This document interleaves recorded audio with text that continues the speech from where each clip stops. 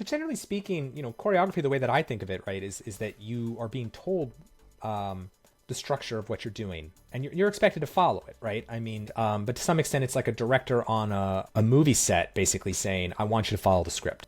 Wouldn't that imply that if you're in that choreographing mode, that you actually don't want people to kind of ad lib or take luxuries? Like you kind of want them to do more or less what you said? So there's a bit of contradiction of what I said, but I love that you brought up the director role in a movie, because I do think there are some that are very choreograph oriented, where these are the notes, these are the lines, this is the spot I want you to hit, this is the camera I want you to look towards. But then there are other directors out there that work with the same group of actors over and over again.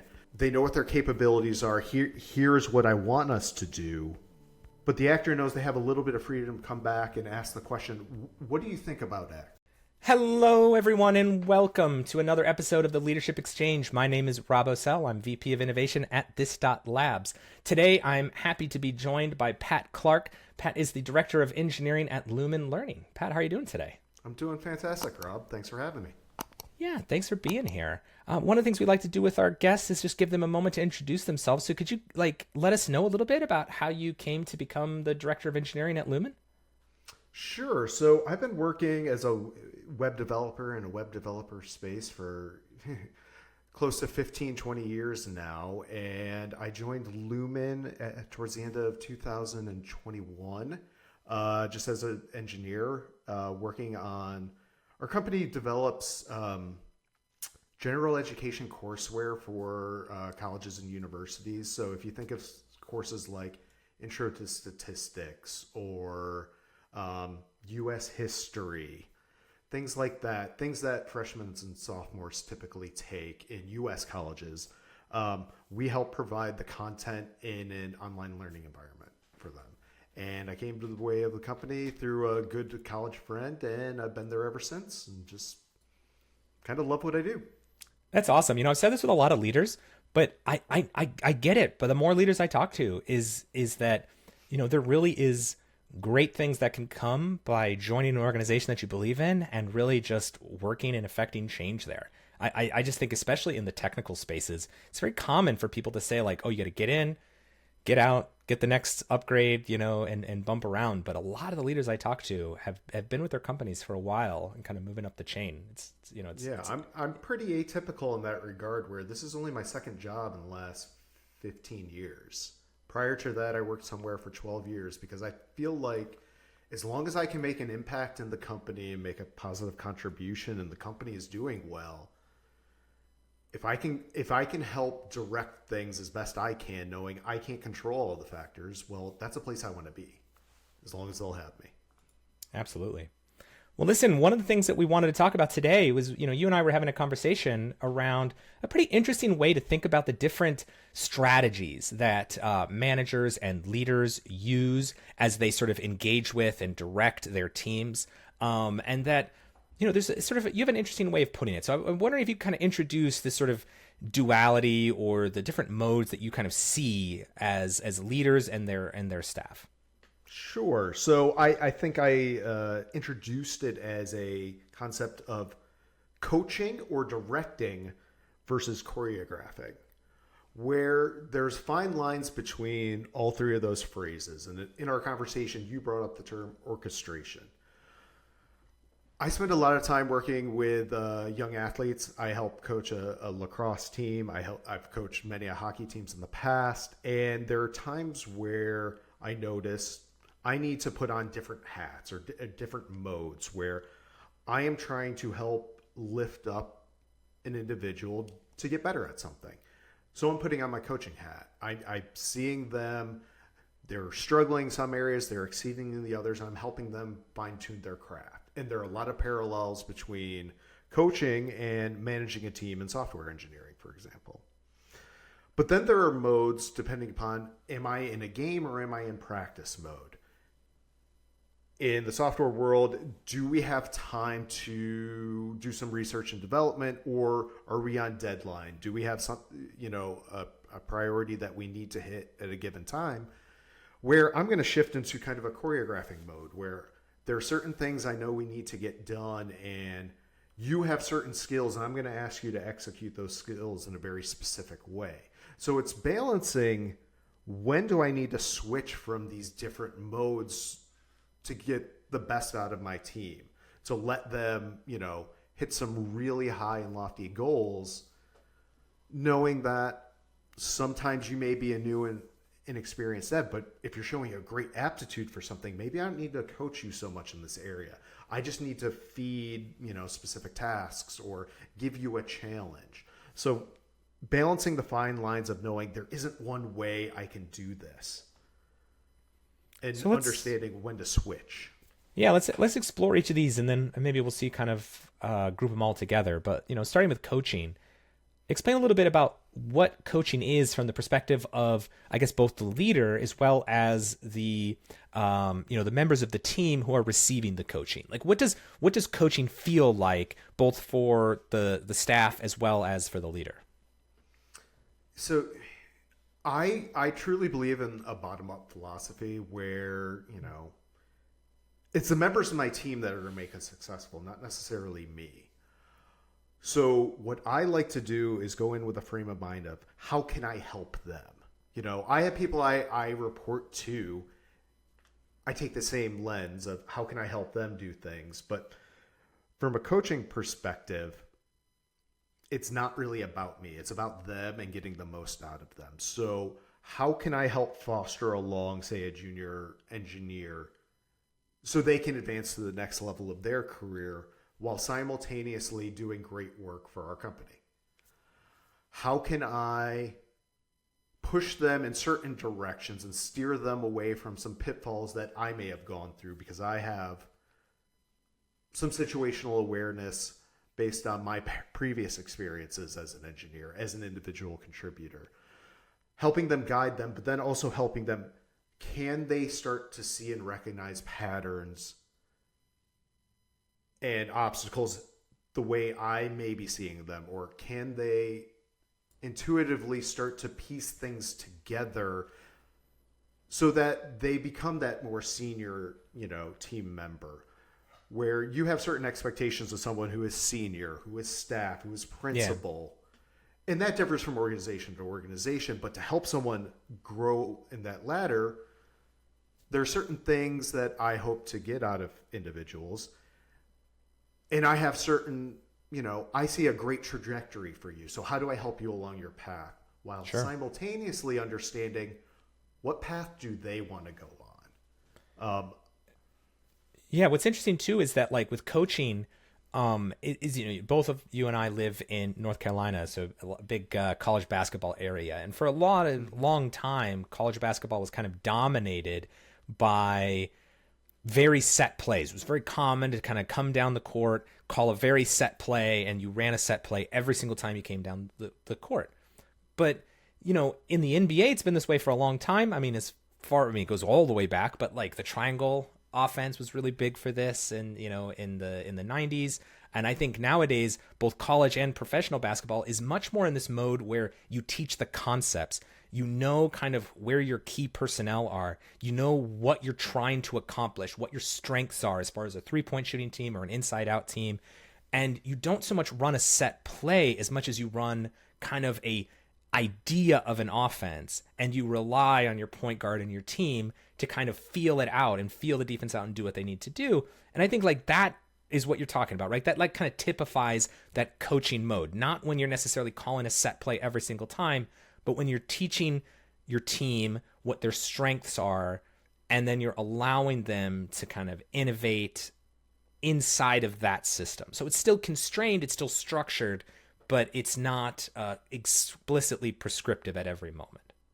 Exactly. And let me take that basketball analogy a little bit further. So there are two primary schools in our area. One is Duke, one is the University of North Carolina. Both successful, won lots of championships, but they did things in very different ways. In one school, you had a very continuous structure. It's the same thing year in, year out, and that works for that one school. Whereas Duke has evolved and done things differently every time they've won. Which is good, which is bad? Which one should I be trying to model or adapt in my own life? Well, the answer is whatever works best for you, because there are circumstances that work for one school versus another. Same with any engineering or, any department in any company. You could have two competitors that do things very similar, but one might be more successful for some underlying very simple reasons. It may be how they're coaching their employees. It could just come down to something as simple as that. Well, I'll tell you, because again, we live in this area. I think I have a very specific idea of which one is better. I will save it, but talk to us when coaching isn't the right fit, because I think it's actually probably really common right now, at least in the leaders that I've spoken to want to be in this coaching mode. Again, we talked about even college basketball, sports. This is a very common thing right now, this idea of not micromanaging people, allowing them to fulfill their maximum potential. And I think a lot of leaders are afraid to leave this mode for any reason, and somewhat to their detriment. At times, they allow the team to do things that they could have helped the team avoid simply because they didn't want to be seen as a micromanager. They didn't want to be seen as overbearing or as diminishing their team. So when is the coaching mode a mistake for leaders to be in? If you've developed situational awareness, let's say you notice you try to coach a team through a situation. Let's say it's an epic. You have a series of work that you need to complete, but they're not quite doing it the way you originally envisioned. And maybe there's a specific reason why your vision was the way it needed to be, because you had, you talked to all the stakeholders, you had the full picture that you were able to put together. What if that situation repeats itself again? Well, knowing from your past, hey, the coaching worked up to a certain point, but then we're starting to repeat the same mistakes. So at that point, you should hopefully have enough awareness to know what I've done in the past in this situation didn't work. I should probably switch roles at a specific time, knowing that, okay, now I need to switch into, say, a choreographer mode where I'm going to give very specific instructions and say, this is the way I need you to do this, and this is the way I need you to do this. And you don't have to do it in a micromanaging way. You can give a full explanation. Here's why we need to go into this mode, because we may be butting up against a deadline. And if we don't hit this deadline, it's going to have a ramification across the entire company. It's going to affect other departments and when they can deliver, or we've made certain promises to customers or other stakeholders. And there's a chain reaction when, say, we don't deliver things on time, or if I'm not hitting all the requirements a certain way. Because part of the role of any leader is you're a filter of information. You hopefully give certain people as much information as they need or sometimes want, but they don't know everything. You're trying to guard them and honestly save their time so they can focus on specific tasks. So there's this real balance of, okay, if what I'm doing is not working, or giving you too much information is not moving the process along, maybe I just need to step in and say, okay, this isn't the way I would like to do it, but to make sure we get things done on time, I'm just going to dictate, okay, here are the tasks I'm going to give to this individual, here are the tasks I'm going to give to this individual, and kind of be a point person at that point, almost like you're running a project. Yeah, I mean, realistically, everything has a trade-off, right? I mean, if you are in this coaching mode, if you're in this sort of intuitive mode where your team is just kind of acting on their training and then their talent, the trade-off there is positively you get flexibility. I mean, to have a hard and fast plan for every possible contingency is both wasteful, inefficient, and just not fun, period. But at the same time, nothing will be better than a finely honed, tested, trained, minimized plan in a specific situations, which is why no matter how free-flowing a team is, listen, they still have end-of-clock plays. They still have out-of-bounds plays. They have set plays that they run in concrete situations, because when you hit those those pressures, when you hit those constraints, when you hit those limitations, a set plan that everybody knows is going to be more effective than relying on people to come up with a really good plan intuitively in a tight constraint. Yeah. It really comes down to, have I created a framework or a system around where we always have something we can fall back to when things aren't working? It's when we talk about leaders who move from one company to another, or from one industry to the other, and we've seen time and time again, there are cases where they try to implement the same things they did at this company X because they were successful, they earned a lot of money, but it's not working for company Y. And we kind of question and understand why. Well, I can't run the same playbook. Go back to the sports analogy. What works in college doesn't necessarily work in the pros, because you're talking about two different types of contributors. A professional athlete is way more polished, way more intuitive. They've been a student of the game and been taught and taught and taught by highly intelligent, highly skilled, highly thought of leaders who have guided them and gotten them to this path. They know way more than they need to know. So you're worrying about different things in different contexts. So it's just understanding, I'll say it again, situational awareness. Understanding my situation and knowing, okay, when do I switch between these modes? Because I could be working with one individual in an hour, and I might switch between a mode 2 or 3 times depending upon what we're trying to tackle. Are we just having a one-on-one and conversing? I might lend itself to the coaching mode. Are we doing some pair programming? I might go into the directing mode, and I might direct you down a path that might actually be set up for failure in order to teach a lesson. Yeah.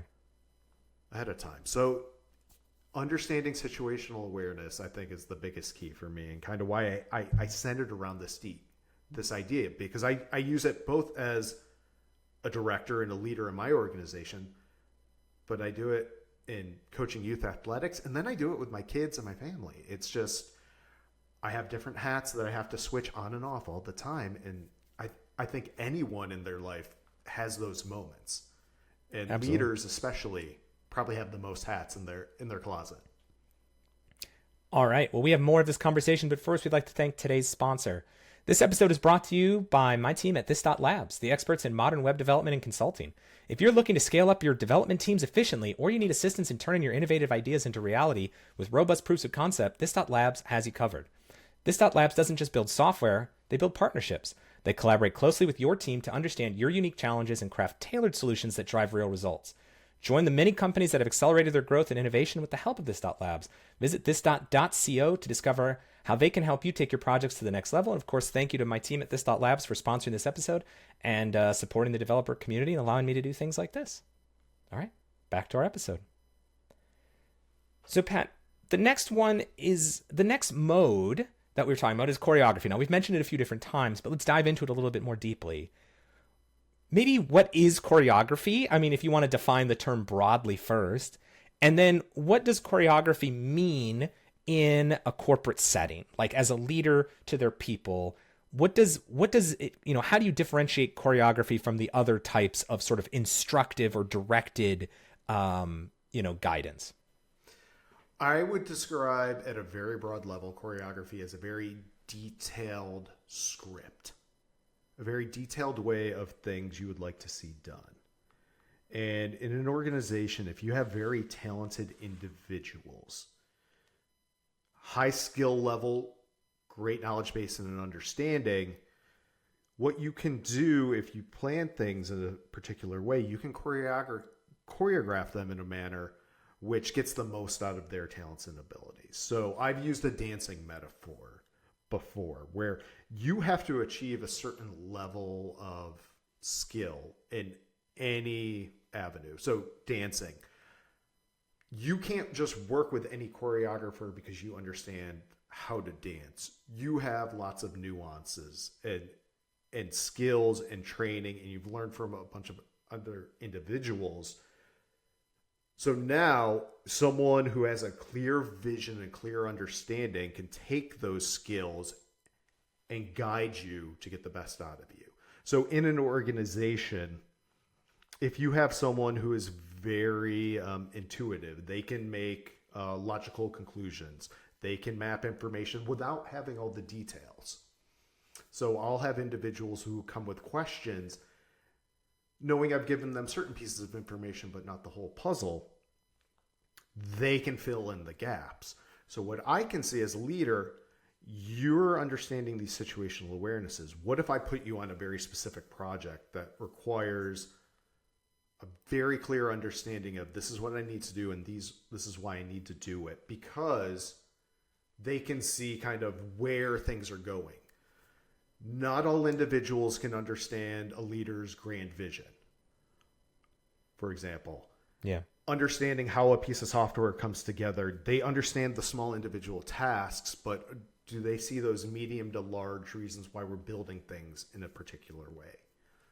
Those that can, you can give one grander and bigger responsibility, but then you can also give them very specific and nuanced tasks because they already have understanding. They don't need to have 1,000 questions answered. They can go out and do what they need to do, and they will come back with very specific and nuanced questions because they're in a position where they can help finish things on their own, but they're always going to come back when they need assistance. I think good choreographers work with individuals who will ask lots of great questions, not ones that I don't know how to do this, but it's more, I'm running up against this situation. Would you like me to go in direction X or direction Y? Most of the time, someone who has, a good plan will either, one, have an answer, or two, this individual is now giving me something new to think about. Maybe I should change my direction a little bit. With the coaching, usually you're lifting someone up, whereas a choreographer, they might be lifted by the individuals they're working with. They're allowing you to do things differently or in new ways that you've never considered before. And that could really unlock itself to, here's this project that we keeping in our backlog because we just don't think we can get it done. And suddenly, all it takes is one individual to come along and it just unlocks a door for a group and things get done much quicker than you ever anticipated. So generally speaking, choreography, the way that I think of it, right, is that you are being told the structure of what you're doing and you're expected to follow it, right? I mean, it's kind of like dancing is the best example of it. But to some extent, it's like a director on a movie set basically saying, I want you to follow the script. Yeah. We paid a lot of people to write, a lot of money to write that script. I want you to read the script as it's written, right? There are some that do ad-libbing, but many that just follow the script. So do you agree that mode has some of the same connotations in the technical staff? Like, wouldn't that imply that if you're in that choreographing mode that you actually don't want people to kind of ad-lib or take luxuries? Like, you kind of want them to do more or less what you said? It depends. So there's a bit of contradiction of what I said, but I love that you brought up the director role in a movie, because I do think there are some that are very choreograph oriented, where these are the notes, these are the lines, this is the spot I want you to hit, this is the camera I want you to look towards, I want you to do those things.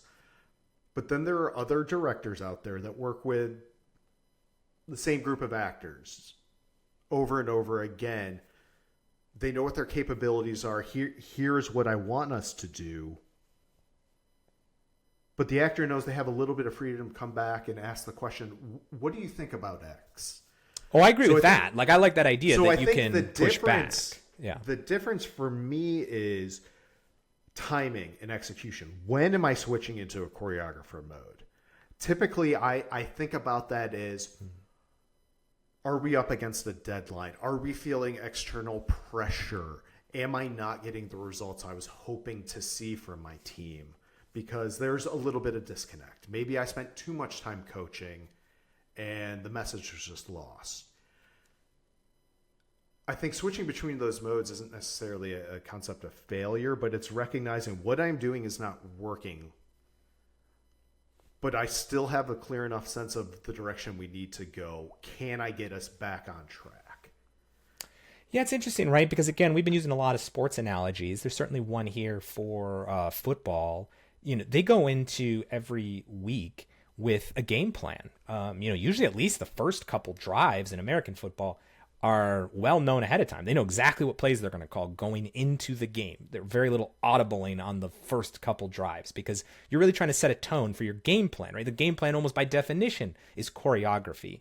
And so to some extent, I don't necessarily know that choreography implies the manager needing to take control for like an operational reason, meaning that like the team isn't necessarily performing. I think there's this idea that you're setting a tone for what you want done. You're right. It doesn't have to be exactly explicit. I need everybody at these exact places, although maybe sometimes it needs to be. But certainly there's that idea that, hey, we're going into this next product release and I want, these are the things I want prioritized. This is the stuff that I want done. I want us to really focus on this. And that is that choreography piece there? It can be. It can be. So or is that more coaching? I think that's more choreography. Everything we do is nuanced. When you understand that, but your mind can shift between how I'm going to interact with a project or a situation, I think dictates what kind of hat or what mode I'm working from. So to use the football analogy, you have choreographed, set up a set play. It may be for a quarter or a half. But what happens when things aren't working according to that plan? You want to stick with something long enough to give it a chance. You don't want to continually abandon things time and time again because then you're just ad-libbing all the time is a mistake. Right. Not sticking with a plan and a process is a mistake. If you're continually shifting things, it means you probably have larger organizational issues that you need to deal with. But if something that has been successful just isn't working for you, let's say at halftime of a game, you have a time or a place to redirect or change things. There's going to be no plan or script. You might just have to be calling things based on what I'm doing in that moment. So that may be where, okay, maybe I'm going back into a coaching mode, but it's really, I'm directing you. I'm telling you what I need you to do and when I need you to do it.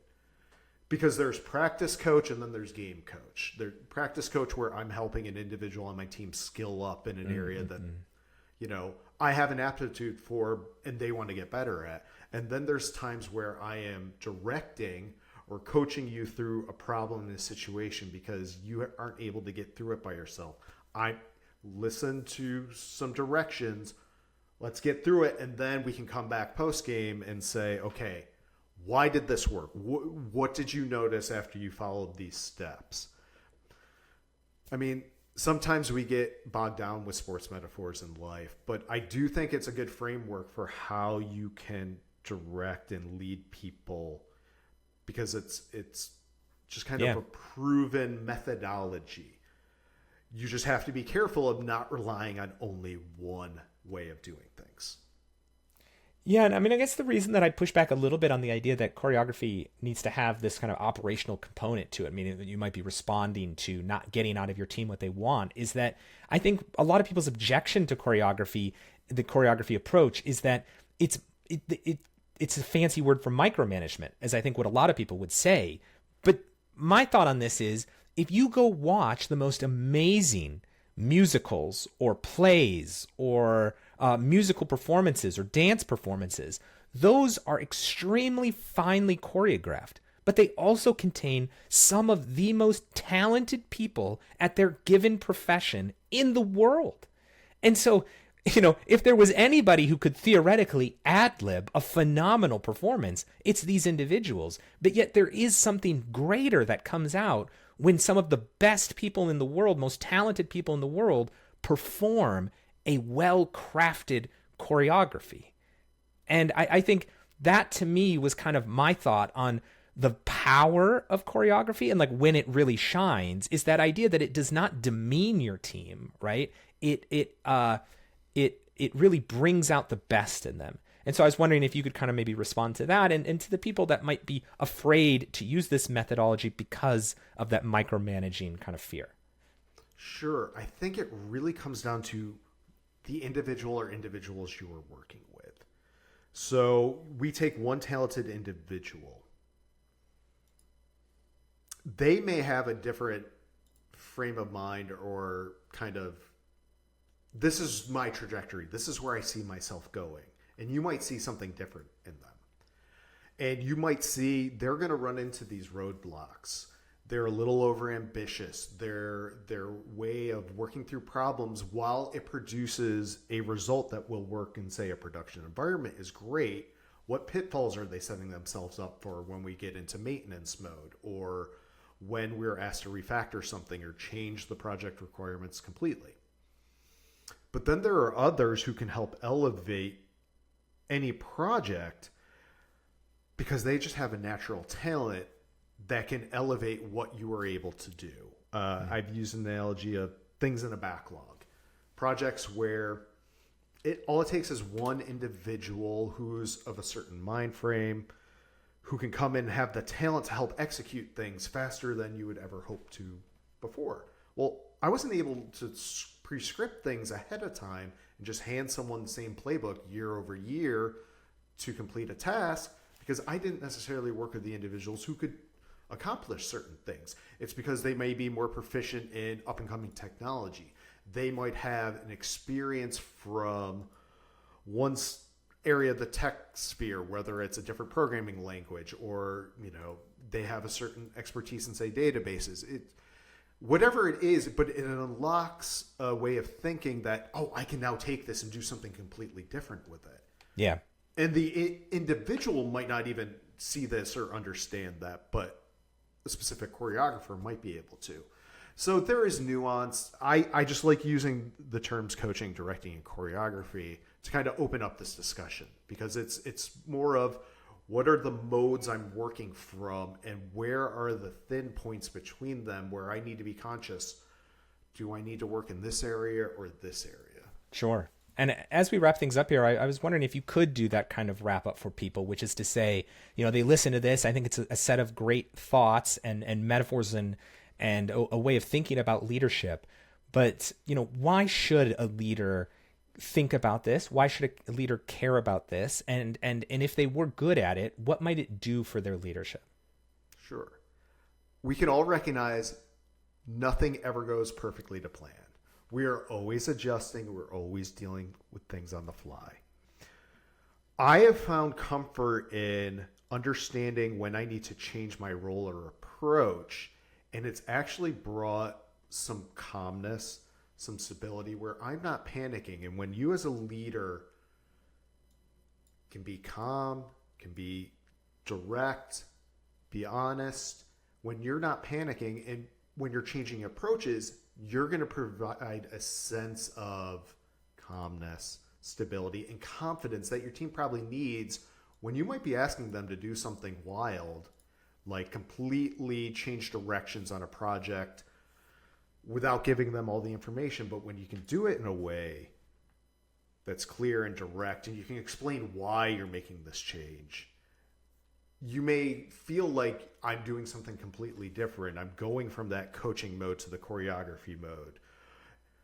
That's teetering on micromanaging, but if you can deliver it, be confident about it, but be calm and not give off a sense of panic, what you're going to see is you might get a lot of people to follow with you, see your vision, and get things done in an incredible way. So the big takeaway, when you start to develop situational awareness, whether it's as an individual contributor, but hopefully as a director level or above, you're going to be using this in a day in, day out